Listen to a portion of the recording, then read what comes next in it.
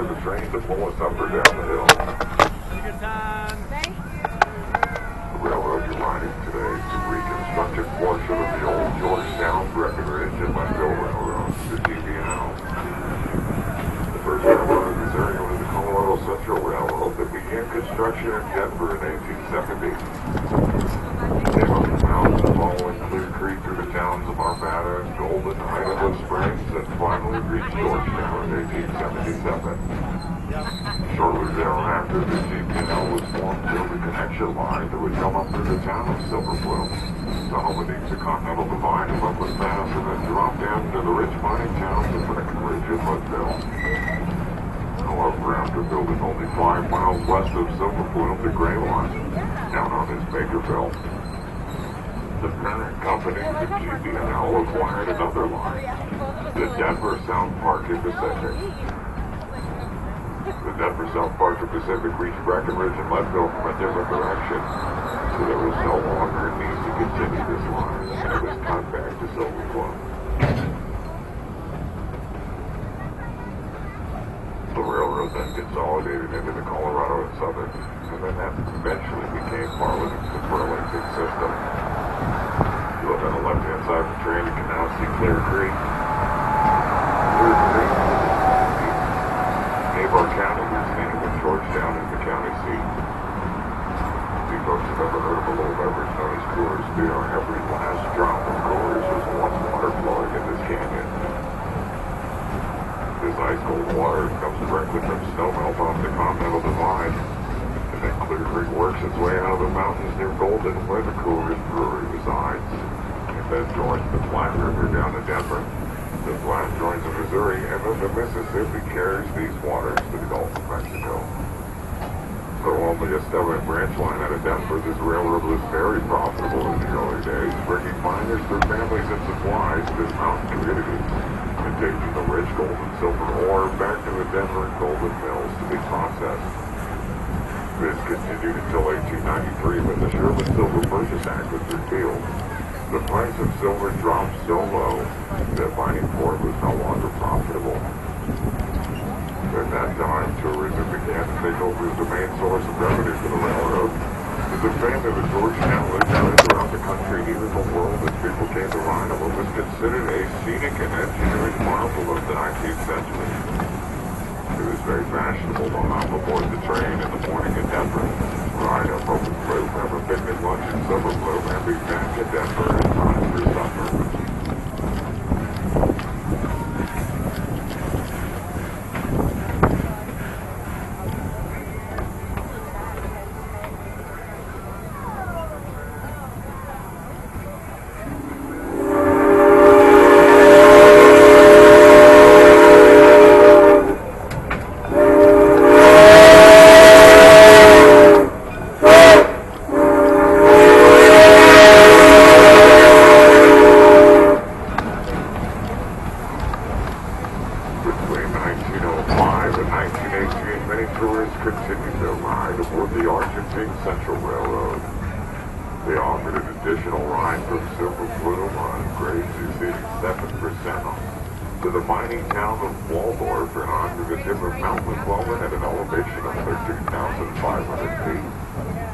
Special Shay-type gear locomotives, much like our engine number 9 that's pulling us today. We're the only locomotives to be not torque the pull of those steep grades.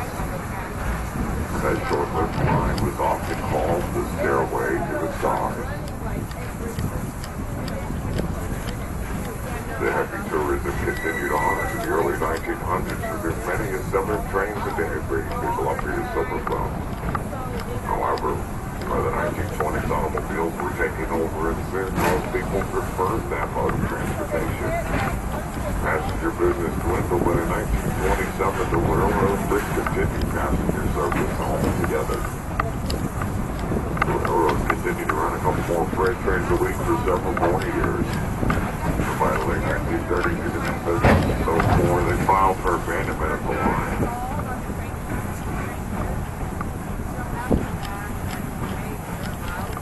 Between 1939 and 1941, the rails and bridges from Silver Plume east were torn up and sold for scrap. This included the entire line down through Idaho Springs. as well as the Central City branch. In 1951, the U.S. Highway 6 tunnel route was completed through Clear Creak Canyon, following a good portion of that old railroad grade. In the 1960s, the Highway Department began planning the interstate highway. The idea was to build it up the middle of the valley floor, but that would have destroyed all the rich history we have to offer here, and the Historical Society thought it ought to be preserved. They successfully convinced the Highway Department to move I-70 to the side of Republican Mountain, where you see it today. They began rebuilding the railroad in 1973 with 3 miles of 70-pound rail donated by Union Pacific from an abandoned line. Narrow gauge railroad equipment, owned by Lindsay and Rosa Ashby, was available and operating on their Central City line. With their expertise in narrow gauge train operations, a new era was about to begin at the Georgetown Loop. Passenger business resumed in 1975. The bridge and track facilities down at Georgetown were completed just in time for the 1985 season to train 100. That warning whistle means you're about to go around the high hill curve. This is arguably one of the most distinct portions of our line. On the left, you'll get a great view of our engine number 9 as she navigates her way around the tightest curve in our track. To the right, you'll get a great view of our double-state high bridge and historic Georgetown just beyond that. The bowl-shaped area to our left is what we call the Ballpark. This is one the clearing where miners would come with their friends and families on the weekends to play a friendly game of baseball. Perhaps you could say that they were the original Colorado Rockies, but I don't know how they would compare to today's Rockies, because you see, folks, they were playing in the minor leagues. That's why we don't sell tomatoes in the gift shop. She thought that was all downhill from here. Our railroad is narrow gauge, meaning that the rails are only 3 feet apart. Most railroads like Union Pacific and BNSF are standard gauge, meaning that the rails are 4 feet 8.5 inches apart. That odd measurement dates all the way back to ancient Rome, 4 feet 8.5 inches being the perfect width for a war chariot to be pulled by 2 horses. And tradition continued all the way into modern railroading. However, here in these mountains, narrow gauge is far more practical for negotiating steep grades and tight curves like the ones we just came around.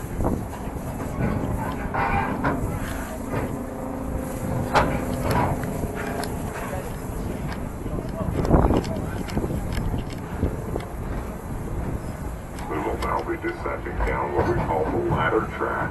This is the steepest portion of our line, and we will be descending at a 4% grade.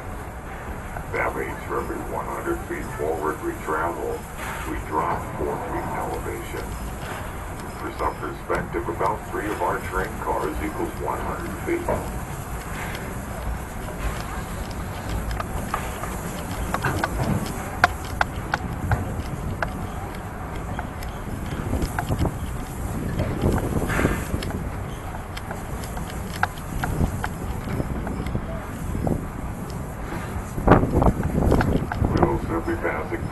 Through Boulder Field.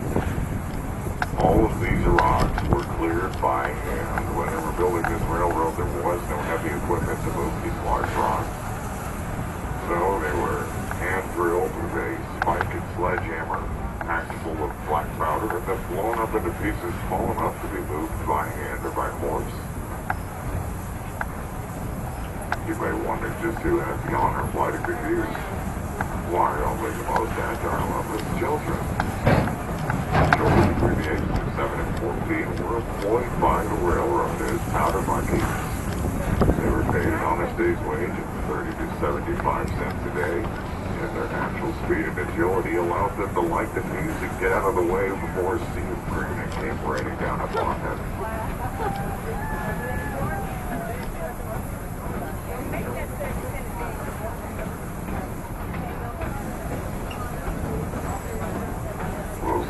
Crossing over Clear Creak for the first 4 times on our descent from Silver Plume. This is an excellent photo. If you look on the left-hand side of the train, you'll get a great view of Clear Creek's waterfalls as they cascade their way down the mountain. If you'd like a picture here, it's an excellent photo opportunity, but I suggest holding your cameras high or you may only go home with a picture of the inside of a Pinterest bridge. Once over Clear Creek, we'll be entering what we call the cut in the mountainside. If you look closely at the rock retaining walls, there is no cement border holding them together. They were built by Cornish and Welsh miners in the 1800s through a method known as dry stacking. They are held up by friction and gravity alone and are real testimonials to the skill of these workmen. And it required little to no maintenance over the years, and the metal retaining bolts you see were only added after the construction of I-70 to ensure their stability. If you take a glance upward, you'll notice I-70 is now directly above us.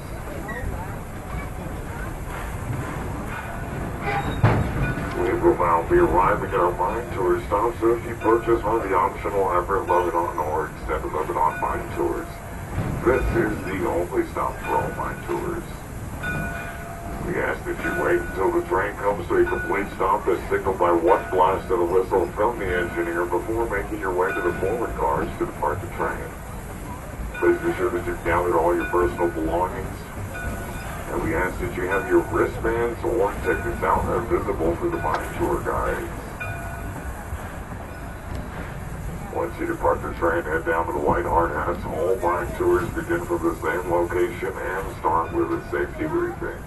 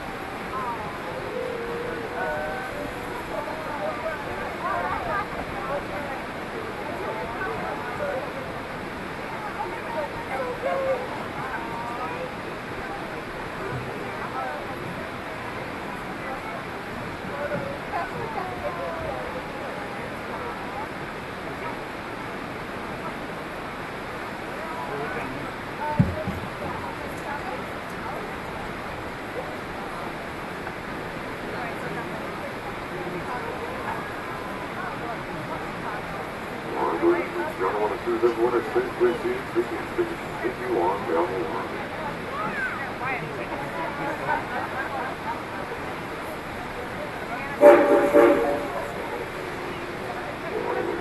Those three blasts of the wheel once again underway. You were just on the mine tour.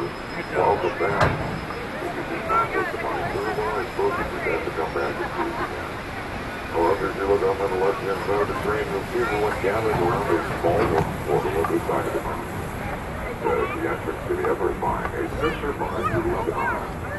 That means about 1,200 feet back into the mountains, the two mines are actually connected. This is not intentional, however, it turns out that two separate mining companies were following the same vein of silver. Also on the left-hand side of the train is our mining camp. You can see Charlie's and their waiting for the train ever since the mine closed, but no one's had the heart to tell them that we don't stop there. Yeah, there's lots of weight over the years, but I don't think we need to worry about it anymore. Clear Creek is around $200 million worth of silver.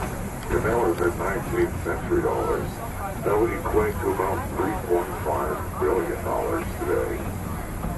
People often ask us which mines produce gold and which mines produce silver. Well, if you look up on the mountainside, at the trailings that the mines left behind, you can tell simply by what color they are.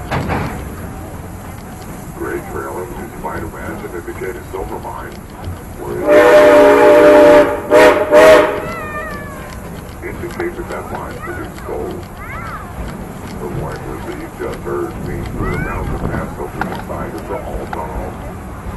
The Hall initially started out as a transportation tunnel through the Leavenworth Mountains to the mining town of Waldorf that I mentioned earlier. The idea was to bring the ore from the south side of the mountain here to be loaded onto the train. But as they were digging the tunnel, they had a streak of bad luck. They actually encountered several big veins of silver, so as you would imagine, they lost interest in digging the tunnel and began mining the silver instead. The stone-lined trench we're passing over is the entrance to the hall. An old rusty piece of equipment sitting on the stone foundation is the old steam-powered air compressor that brings gas into the duct of mine. The larger foundation just to the left of that would have been the old boiler room. Well, it's difficult to say just how much silver the Hall produced over the years. It was one of the most profitable mines in the area. It outlasted the repeal of the Sherman Silver Purchase Act. It outlasted the Great Depression. It outlasted both world wars and even the railroad itself until it finally closed its doors in 1951.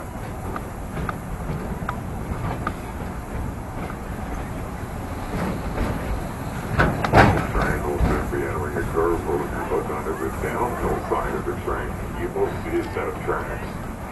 We'll be on those tracks in just a few minutes as we pass over the high bridge, make a sweep at 180-degree turn to begin our approach at the Temple's Gate. For those of you not familiar with the story of the loop, loop does not actually refer to practice line as a circle. The loop means that the surveyors planned out a track that loops over itself. You see, there's a more than 600-foot difference in elevation between Georgetown and Silver Plume. While the towns are only 2 miles apart, if you laid 2 miles of track up the valley floor, the grade would exceed 6%. That's far too steep for normal railroad operations. So the surveyors planned out a track that looped over itself as a means of gaining elevation. This increased the length of the rails between the two towns to 4.5 miles, but decreased the grade to 3.5%. Far more negotiable for all narrow-gauge steam locomotives hauling up to 10-loaded freight cars.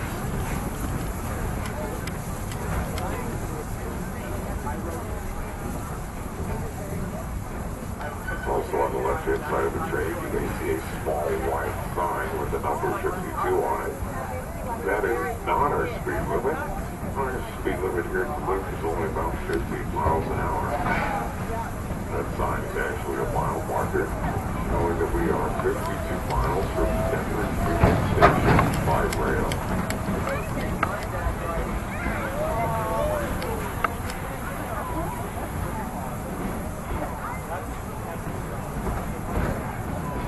If you're wondering why we call it the Devil's Gate High Bridge, the name itself originates from the miners who worked in these towns.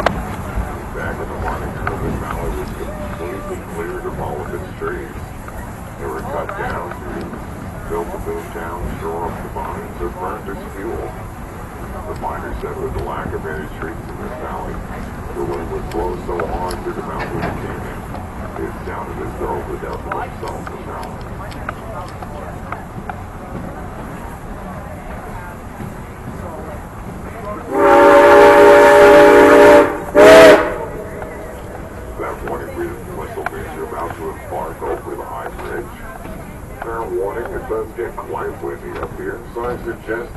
down your caps or any other loose clothing, or you may just be fishing them out of Georgetown Reservoir later on today. What makes this bridge so unique is the fact that just about every other bridge of this size is completely straight and completely level.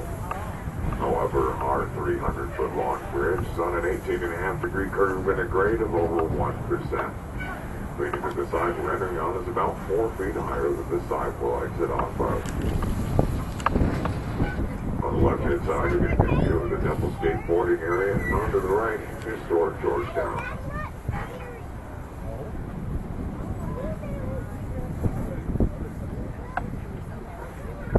Afraid of heights, don't look down. Clear Creak is tumbling 100 feet below us, and the lower tracks of the loop 75 feet down. The small stone monument on the left-hand side of the train, next to what remains of U.S. Highway 6, was placed there by the Historical Society in 1949 to commemorate the building of the original Georgetown Loop and Devil's Gate High Bridge. Little did they know when they placed that monument there that the loop would be completely rebuilt and in full operation once again.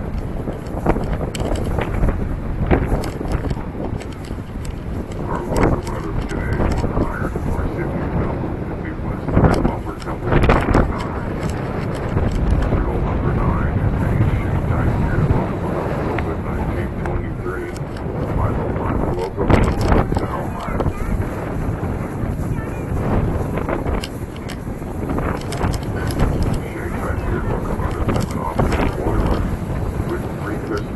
One side going down to the drive shaft. The drive shaft is attached to all 3 trucks, so even the wheels underneath the tender of the locomotive are producing power, giving them an incredibly high tractive effort. Number 9 is an oil-burning steam locomotive.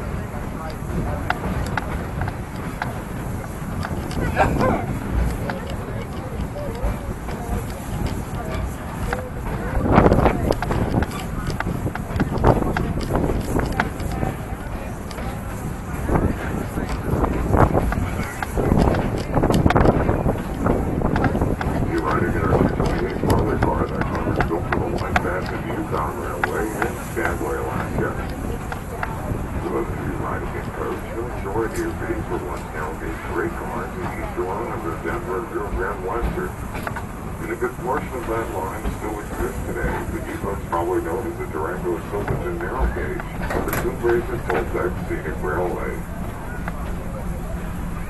We will soon be making a crossing at grade where you'll hear one of the most memorable signals in all of railroading. 2 longs, a short, and another long blast of the whistle. This is actually Morse code for the letter Q. While it may not seem like Q has anything at all to do with railroading, this signal itself originates from Victorian England. The signal was used to show that the Queen was on board one particular mode of transportation and that she had the right way. We adopted the signal in the United States because your trains always have the right of way.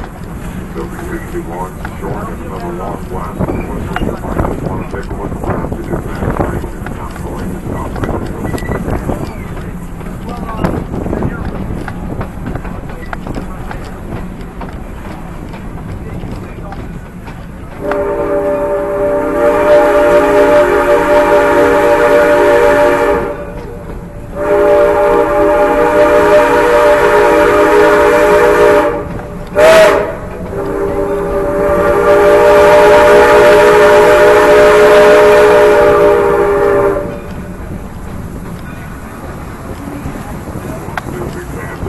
Clear Creak for the 4th and final time on our descent to Silver Plume.